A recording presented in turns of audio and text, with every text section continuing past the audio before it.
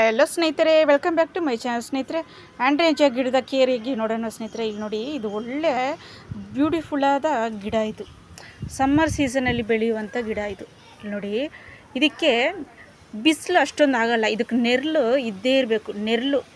ನೆರಳಲ್ಲಿ ಬೆಳೆಯುವಂಥ ಗಿಡ ಇದು. ಇದು ಕಟ್ಟಿಂಗಲ್ಲೂ ಬೆಳಿಬೋದು. ಹೇಗೆ ಅಂದರೆ, ಒಂದು ಯಾವುದಾದ್ರೂ ಸ್ಟೆಮ್ ತೊಗೊಂಡು ನೀವು ಕಟ್ಟಿಂಗಲ್ಲೂ ಬೆಳೆಸ್ಕೊಬೋದು. ಅದು ಸ್ಮಾಲ್ ಪಾಟಲ್ಲೇ ಬೆಳೆಸ್ಕೊಳ್ಳಿ. ಇದು ದೊಡ್ಡದಾದ ಮೇಲೆ 12 ಇಂಚ್ ಪಾಟ್ ಬೇಕೇ ಬೇಕು ಇದಕ್ಕೆ.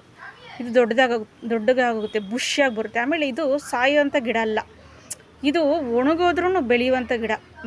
ಬೇರಿಂದ ಕೂಡ ಬರುತ್ತೆ. ಕಟ್ಟಿಂಗ್ ಮಾಡಿಬಿಟ್ರೆ ನೀವು ಫುಲ್ಲು ಇದು ಸೀಸನ್ ಮುಗಿದ ಮೇಲೆ ಕಟ್ಟಿಂಗ್ ಮಾಡಿಬಿಟ್ಮೇಲೆ ಮತ್ತೆ ಬುಷ್ಯಾಗಿ ಬರುತ್ತೆ. ಇದಕ್ಕೆ ದಿನ ನೀರು ಹಾಕಲೇಬೇಕು, ಯಾಕಂದರೆ ಇದು ಹೂವಿನ ಗಿಡ ಅಲ್ಲ, ನೀರು ಹಾಕಲೇಬೇಕು. ನೋಡಿ, ಈ ಹೂವು ಬಿಟ್ಟರೆ 20 ದಿನ ಇರುತ್ತೆ, 2 ವಾರ ತನಕ ಇರುತ್ತೆ ಹೂವು. ಆಮೇಲೆ ಬೇರೆ ಕಲರ್ ಚೇಂಜ್ ಆಗುತ್ತೆ, ವೈಟ್ ಆಗುತ್ತೆ.